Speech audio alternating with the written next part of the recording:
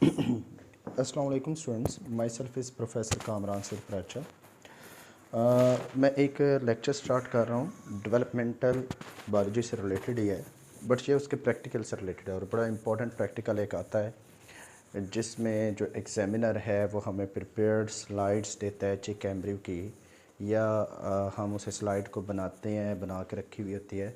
हमें वो examiner slide की वो स्टेज दिखाता है माइक्रोस्कोप में, या हमें देखने के लिए कहता है और फिर कहता है आइडेंटिफाई करें कि ये एम्ब्रियो की कौन सी स्टेज है आवर्स के अकॉर्डिंग। देन हम क्या करते हैं, कुछ मखसूस किस्म के करैक्टरिस्टिक्स हैं, उन्हें ऑब्ज़र्व करते हैं और ऑब्ज़र्व करने की बेस पर ये बताते हैं कि ये एम्ब्रियो की कौन सी स्टेट है, 48 आवर है, 33 आवर्स है, ठीक है। तो साथ ही फिर हमें उसकी एम्ब्रियो की डायग्राम भी ड्रॉ करनी होती है और डायग्राम ड्रॉ करके उसके नीचे उसकी रीज़न ऑफ आइडेंटिफिकेशंस या उसके जो फीचर्स होते हैं उनको एनालिस्ट करना पड़ता है। तो इसमें मुख्तलिफ मैं यहाँ पर जो अब लेक्चर अपना देने जा रहा हूँ, तो इसमें ये डेटा मुख्तलिफ जगह से कलेक्ट किया हुआ है और कई में मैं आपको स्लाइड्स वगैरह भी शो करवाऊँगा कि स्लाइड्स किस तरह की होती हैं, ठीक है। तो आपने इसे ध्यान से सुनना है और हर एक पॉइंट को ज़हन नशीन करना है और कहाँ कहाँ से कौन सी चीज़ आइडेंटिफाई करनी है वो ध्यान से यहाँ से देख लेना है। तो इस तरह आपका ये एक इम्पॉर्टेंट प्रैक्टिकल डेवलपमेंटल बायोलॉजी से रिलेटेड जो है वो कंप्लीट हो जाएगा। तो यहाँ पर ये डेवलपमेंटल स्टेजेस हैं, अब चिक एम्ब्रियो प्रैक्टिकल है, ठीक है। तो हम इसे स्टार्ट करते हैं। हम यहाँ पर जो चिक एम्ब्रियो की स्लाइड लेते हैं, उस स्लाइड को हम कहते हैं होल माउंट। होल माउंट से मुराद है कि पूरे का पूरा जो एम्ब्रियोनिक स्टेज है या पूरे का पूरा जो एम्ब्रियो है, ठीक है, एरिया प्लूसिडा और एरिया ओपेका समेत हम उसे यॉक से उठा कर स्लाइड पे पेस्ट करते हैं एंड देन उस स्लाइड को माइक्रोस्कोप के नीचे रख के हम आइडेंटिफाई करते हैं, स्टडी करते हैं। तो वो जो पूरी की पूरा एम्ब्रियो ऊपर चढ़ाया गया है उसे होल माउंट कहते हैं। देखिए ज़रा, फर्स्ट हम होल माउंट डिस्कस कर रहे हैं एक चिक का जो कि 4 आवर्स का है, ठीक है। मतलब चिक एग लिया, 4 घंटे के लिए आपने उसे अपने इनक्यूबेटर में रखा, 36 to 37 degree Celsius temperature adjust किया। 4 घंटे बाद उस एग को निकालना है, उसके शेल को बड़े एहतियात से काटना है और उसके एम्ब्रियो को वहाँ से उठाना है और माइक्रोस्कोप स्लाइड पे क्या करना है, प्लेस करना है। और फिर मुख्तलिफ डाइज़ हैं, उसके साथ स्टेन करना है, फिक्सेट करना है, ये सारी चीज़ें आपने कर रही हैं।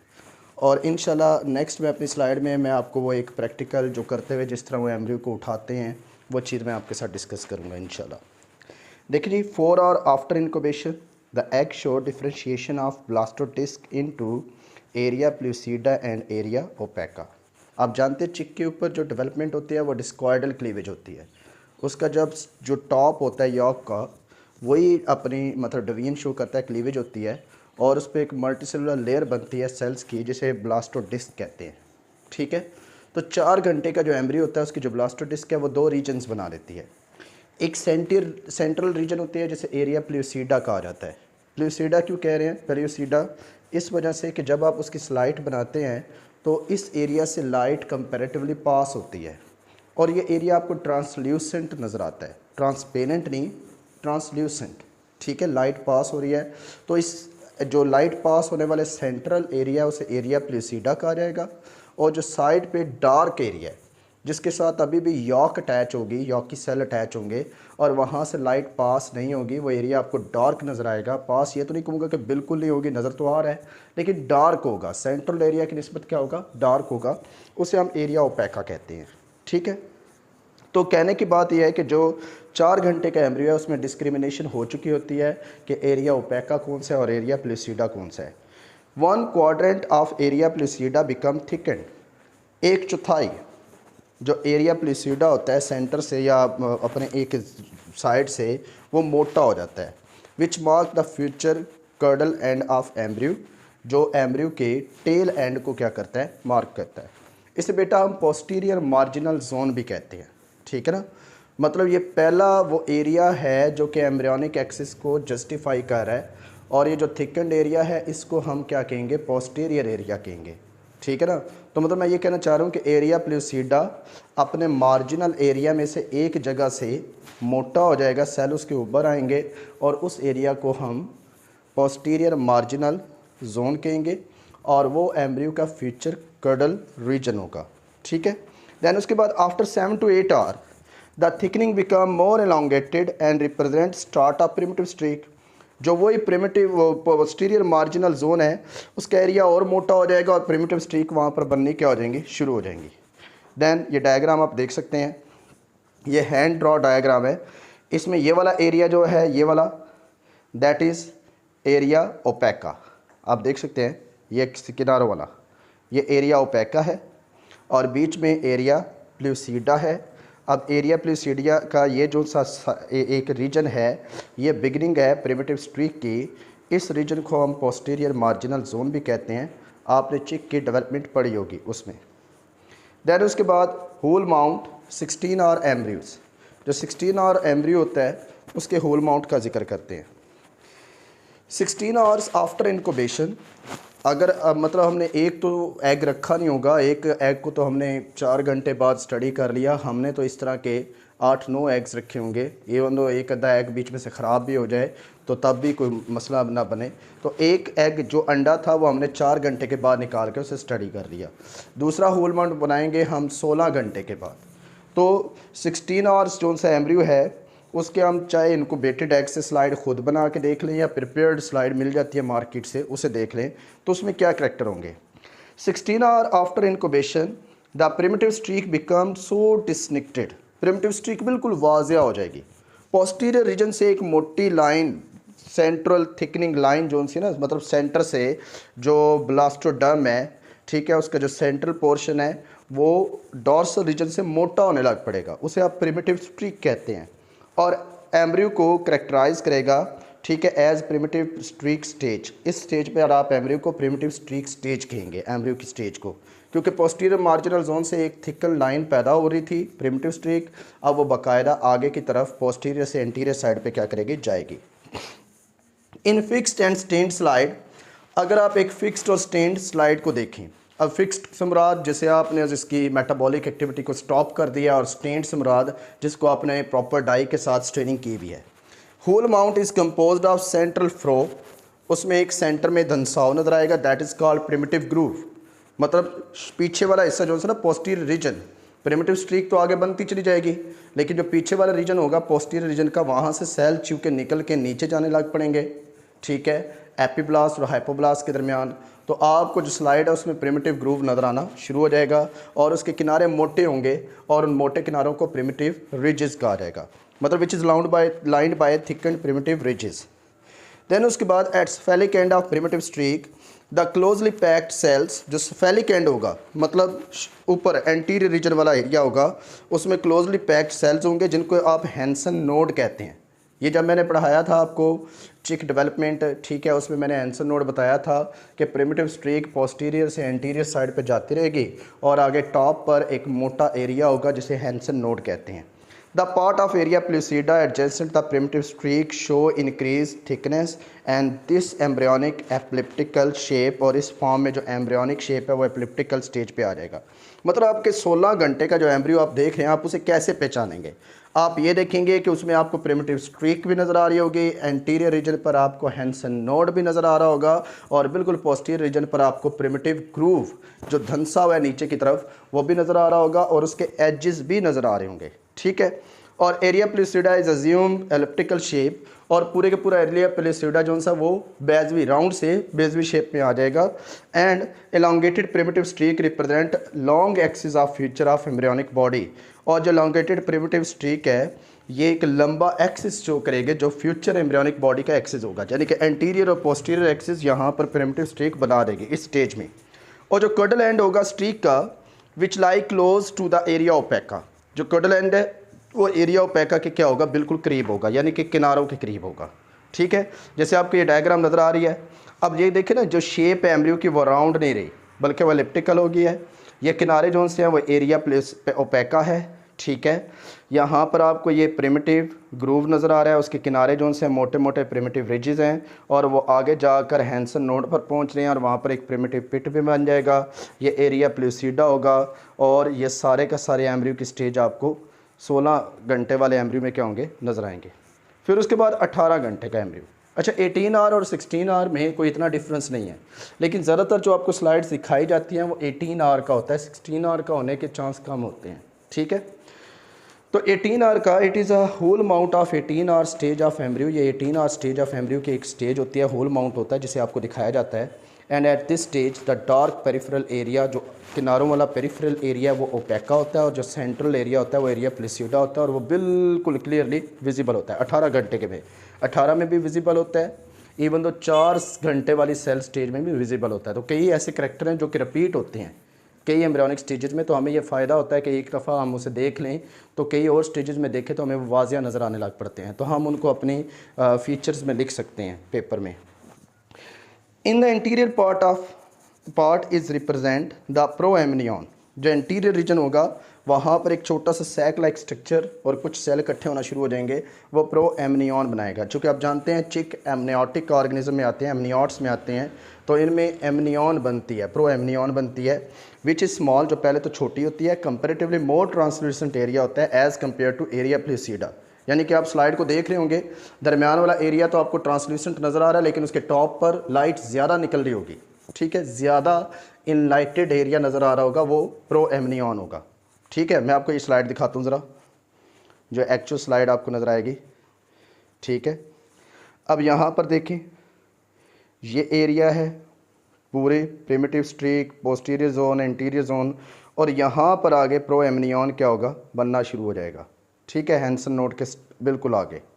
ठीक है जी, जैसे यहाँ पर देख सकते हैं, ये इसमें तो प्रोएमनियन ये बिल्कुल क्लियर है, नज़र आ रहा है आपको, ये यहाँ पर, ये बाकी सारा एरिया प्लेसिडा है। ठीक है, ये नोटोकॉर्ड बननी शुरू होगी, ये प्रिमिटिव ग्रूव है, हैंसन नोड नीचे भी आना शुरू हो जाएगा 18 घंटे के एम्ब्रियो में, और आपको प्रोएमनियन भी क्या होगी, क्लियरली नज़र आएगी। ठीक है, तो देखिए ज़रा, प्रोएमनियन नज़र आएगी। ठीक है, और उसमें विच is small and comparatively more translucent, लेकिन इस एरिया में मीज़ोडर्म की मुकम्मल तौर पे क्या होगी, इस स्टेज पर एब्सेंस होगी। तो हम बता सकते हैं कि 18 घंटे के एम्ब्रियो में मीज़ोडर्म अभी नहीं बनी, हाँ एंडोडर्म बननी शुरू हो जाएगी। ठीक है, in the middle area of area pellucida the anterior half and runs a primitive streak having primitive groove through its center. The primitive groove is being bounded by primitive fold. कहता है जो middle area होगा, बिल्कुल दरमियान वाला area होगा, anterior middle half की बात करें, ठीक है, सॉरी पोस्टीरियर मिडल हाफ की बात करें, तो उसमें आपको प्रिमिटिव स्ट्रीक जो सी है उसमें एक प्रिमिटिव ग्रूव नज़र आ रहा होगा सेंटर में, और ग्रूव के किनारों पर मोटे मोटे प्रिमिटिव फोल्ड भी क्या होंगे, नज़र आएंगे। एंड द एंटीरियर हाफ, जबकि एंटीरियर हाफ जो सा होगा एरिया प्लूसिडा का, उसके जो मिडल रीजन में, मतलब हाफ आप एंटीरियर से दरमियान में आएंगे, पहले आप पोस्टीरियर से दरमियान में गए थे, अब आप इंटीरियर से कहाँ पर आएंगे, दरमियान में। Runs a neural fold bound by neural groove bounded by neural fold. 18 घंटे में न्यूरल फोल्डिंग स्टार्ट हो जाती है ऑलमोस्ट। तो इसमें आपको एंटीरियर से पोस्टीरियर की जानिब दरमियान में जब पहुँचेंगे तो आपको एक न्यूरल फोल्ड नज़र आएगा, और जबकि पोस्टीरियर से आप एंटीरियर की तरफ जाएंगे तो आपको प्रिमिटिव ग्रूव नज़र आ रहा होगा। तो दोनों चीज़ें 18 घंटे में आपको क्या होंगी, नज़र आएंगी। The primitive streak and the neural groove is separated by a thickening the Hensen node. कहते हैं उसमें जो हैंसन नोड की थिकनिंग होती है वो उन दोनों को अलग कर रही होती है। मतलब ऊपर वाले आधे हिस्से में न्यूरल ग्रूव, न्यूरल फोल्ड, और नीचे वाले आधे हिस्से में primitive groove and primitive fold, और दरमियान में कौन आ गया, हैंसन नोड।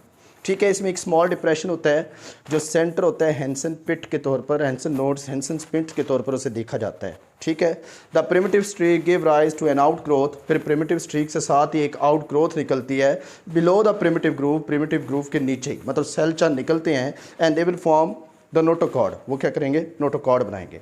मतलब मैं ये कहना चाह रहा हूँ कि इंटीरियर रीजन पे यहाँ पर ये नोटोकॉर्ड बन गई, नीचे ये न्यूरल प्लेट बनना शुरू हो गया, न्यूरल ग्रूव, दरमियान में अब ये नीचे वाला जो हिस्सा है, बिल्कुल नीचे वाला वो प्रिमिटिव स्ट्रीक को शो कर रहा है, और ऊपर वाला हिस्सा जो है वो न्यूरल ग्रूव को शो कर रहा है। प्रिमिटिव ग्रूव, न्यूरल ग्रूव, दरमियान में कौन है, Hansen node.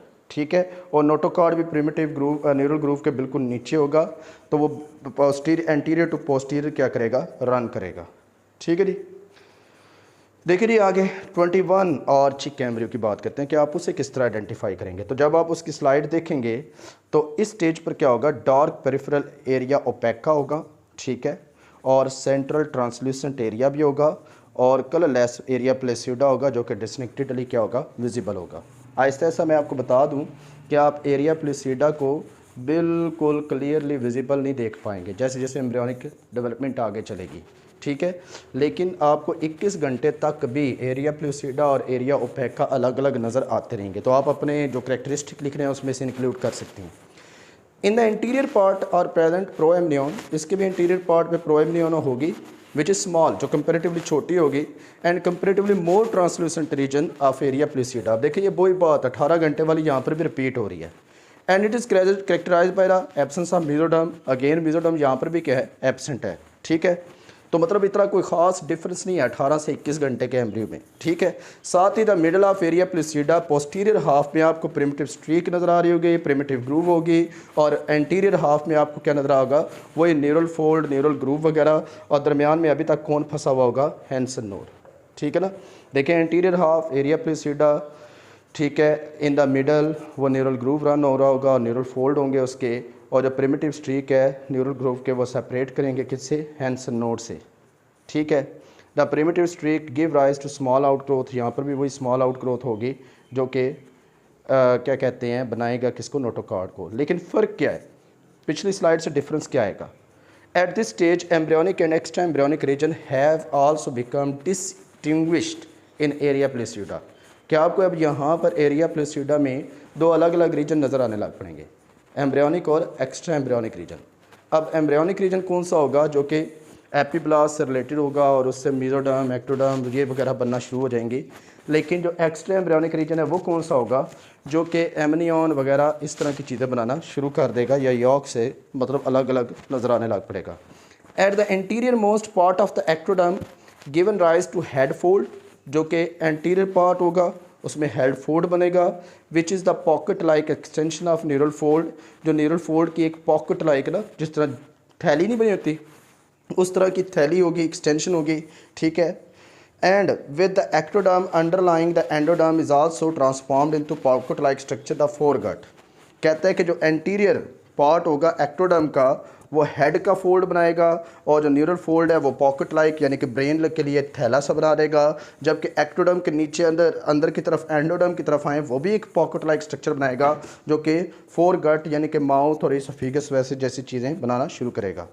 The proamnion is comparatively reduce in size. अब यहाँ पर प्रोएमनियन क्या होगी, मज़ीद साइज़ में रिड्यूस हो जाएगी। आप देख सकते हैं यहाँ पर ये ऊपर वाला हिस्सा जो है ना, ये एक फोल्ड सा बना हुआ है, ये हेड फोल्ड है, इसके नीचे फोरगट होगी, यहाँ पर अभी भी ये आपको प्रिमिटिव ग्रूव नज़र आ रहा है, इधर बीच में ये हैंसन नोड नज़र आ रहा है, बीच में ये डार्क कलर की नोटोकॉर्ड भी क्या होगी, नज़र आएगी, और साथ ही न्यूरल फोल्ड भी इसके ऊपर क्या होगा, मौजूद होगा, और रीजन डिवाइड हो जाएगा। अब ये किनारों वाला जो रीजन है सारा, ये सारे का सारा क्या है, एक्स्ट्रा एम्ब्रियोनिक रीजन है, और जो अंदर वाला रीजन है सारे का सारा, जैसे ये अंदर की तरफ मूव कर रहा है, ये कौन सा एम्ब्रियोनिक रीजन है, ठीक है। और ये देखो ना, ये प्रोएमनियन है, ये खाली जगह, ये प्रोएमनियन है, ये और क्या हो जाएगी, रिड्यूस हो जाएगी, और न्यूरल फोल्ड और हेड फोल्ड और ये सारी चीज़ें यहाँ पर आपको क्या होंगी, नजर आएंगी। लेकिन एक चीज़, चूँकि यहाँ पे रिग्रेशन हो रही है प्रिमिटिव ग्रूव की, प्रिमिटिव स्ट्रीक की, तो हैंसन नोड आपको मिडल से थोड़ा सा और नीचे नज़र आएगा 21 घंटे के एम्ब्रियो में।